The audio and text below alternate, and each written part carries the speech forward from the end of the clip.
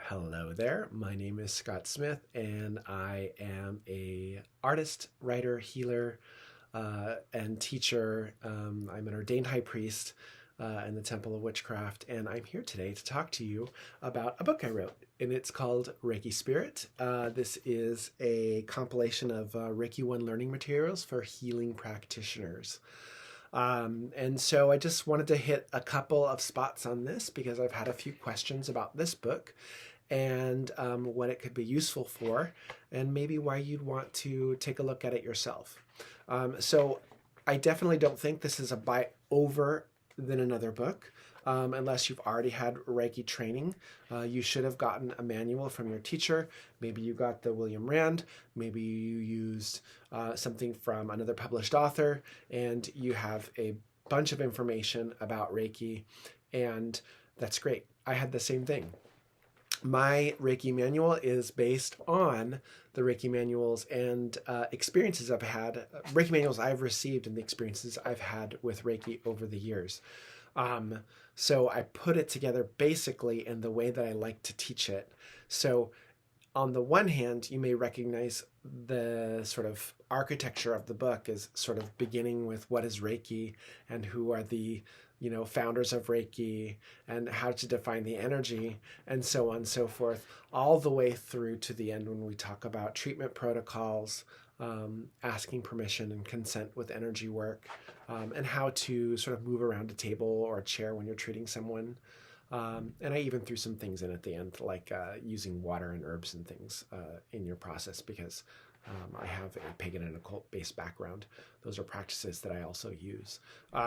But what I did in the manual is to sort of build it upon an idea that the spirit of Reiki is your guide. So that's why it's called Reiki Spirit, right? So the gasho, the sensing exercises, and the kinds of meditation that we use to tune into Reiki before we do it in this book are really based on that particular truth, that Reiki is the guide. When we talk about Reiki, or when I teach Reiki, I like to say that everything is energy, right? And it's in various forms, right? It's in various states of, matter to the immaterial. And all of them have different vibrations and frequencies. Reiki is sort of like the highest perceptible energy that we can really tap into with our human consciousness, right? So it comes from the heavens and the stars, or it comes from above. We might call it a heavenly energy. We might say it's an energy from the Pure Lands. It's a high energy. And in it contains the patterns of all things. It kind of knows how things are supposed to operate. And that's really great. We want that energy to descend, to rain down on us in a session, to move through a practitioner and, enter the body and consciousness of whoever we're working for, and for that energy to sort of situate with them and help them to find the right pattern for their health and themselves, right? Because we're Reiki practitioners, we are facilitators of energy. That is, we make it easy, right, for someone else to experience this energy themselves. That's the lead.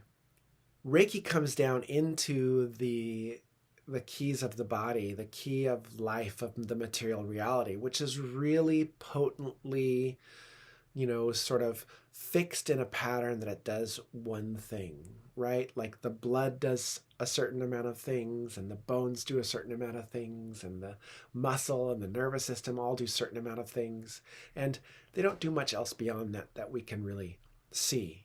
And what happens is when we do Reiki, we bring that intelligent energy into the powerful energy of the body, so that where there's an excess of energy or where there's a deficiency of energy, Reiki can balance that out, because it intuitively enters and works in the way that's right for us and puts things back into our order for each of our individual bodies.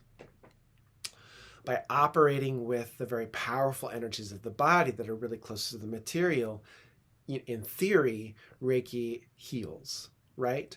I like to say that when we have Reiki, it is an assistive meditation. So it's basically helping someone else into a relaxed state. Maybe will their fear less or not at all, and they feel relaxed. And this energy can promote from that relaxed state a better sense of well-being and health and recovery. That through relaxation or that the calmed nervous system, that more health is possible. So Reiki operates, I think, in both of those ways. And one, that we're helping other people to relax, and in that state of relaxation, that their body can kind of reset its own self. And that also that we're acting as facilitators to bring in this heavenly energy, this intelligent energy that works with the very powerful energies of the material reality, like our bodies, and it brings those things into alignment so that we find our right patterns, right? Like we center in that again, like we remember what it feels like to feel good, or we get a glimmer of that. And in so doing, that catalyzes a process that we might call healing. It leads us towards feeling better. No guarantees in Reiki and energy work, but not necessarily any guarantees in science and allopathic medicine. It's an opportunity. It is a possibility. And at the very least, it's helping someone else. As a facilitator, we're helping someone else to relax, and we're providing safe, consensual, safe space for someone else to not experience all the triggers of the world and whatever else may be happening in their lives. So the premise of it in this book is really tapping into that intelligent energy. And then all of the meditations, beginning with Gassho, are with that in mind. And that our first relationship, our first guide, like we don't even cover Reiki guides in this book. I don't even go over a lot of hand positions in this book. I talk about the 3 bowls of the body, the head, the chest, and the hips.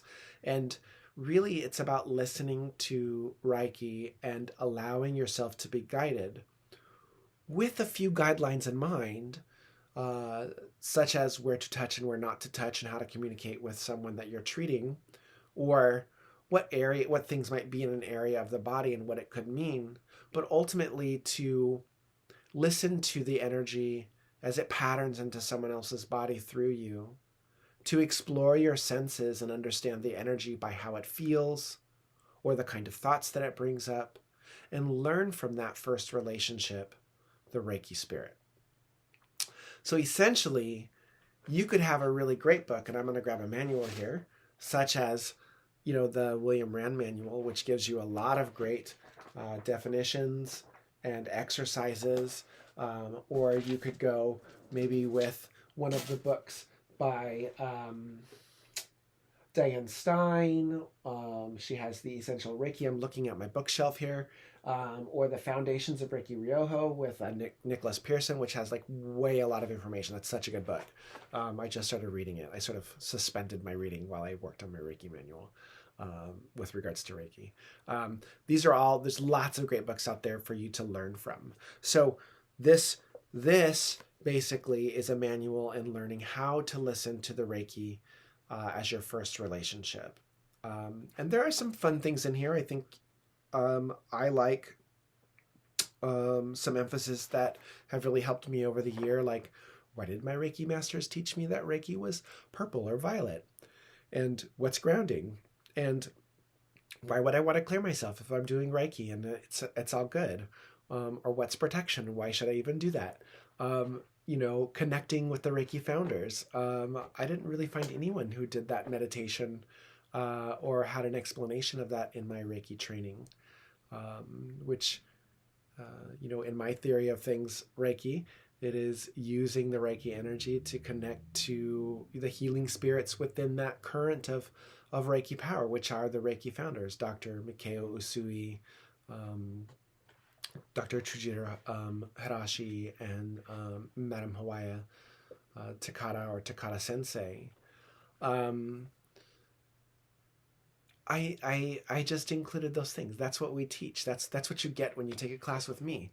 And I just thought, this would be helpful if it wasn't something that I printed off at a copy shop, and comb bound, that I could point to, on the web and allow for other people to take a look at it too. So I've gotten some really great feedback on it, and I really appreciate that.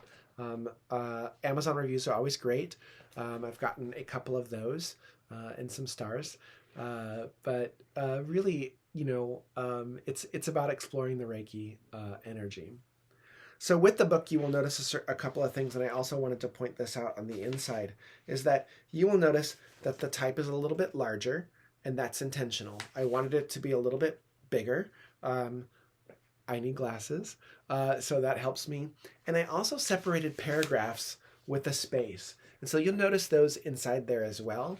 And that helps with reading comprehension, that when there's a lot of dense information, and I've been told I write densely, that it's easier for me to digest that when there's some spaces between the concept. So I've broken up the paragraphs for reading comprehension. So one can feel as they're reading it, they can read that and they have room to pause. And that's why there's a space in there. And I plan to continue that as I write books, because again, these are the things that make it easier for me to learn and to read and to digest information.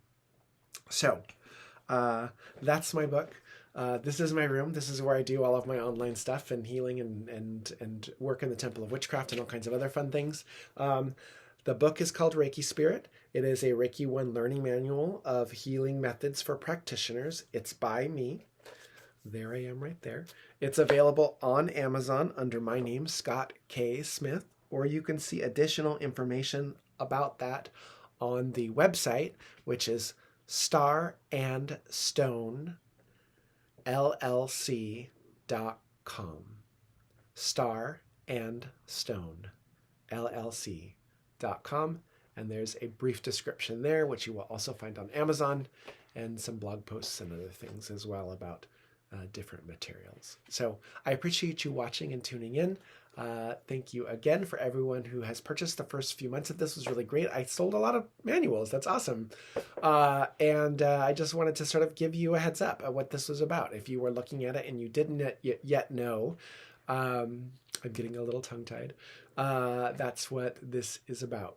I'm not big on hard sells or big presentations. I really just like to talk to people and let them know what I do.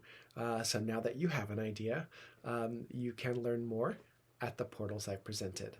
I've included some links in the notes. There's one down there, which is a link tree, which basically has everything that I do. If you want to reach out, connect, schedule a session, have me for a talk, I'm happy to help or participate where it's good. And I hope it's good for you. So thank you for watching. Bye-bye.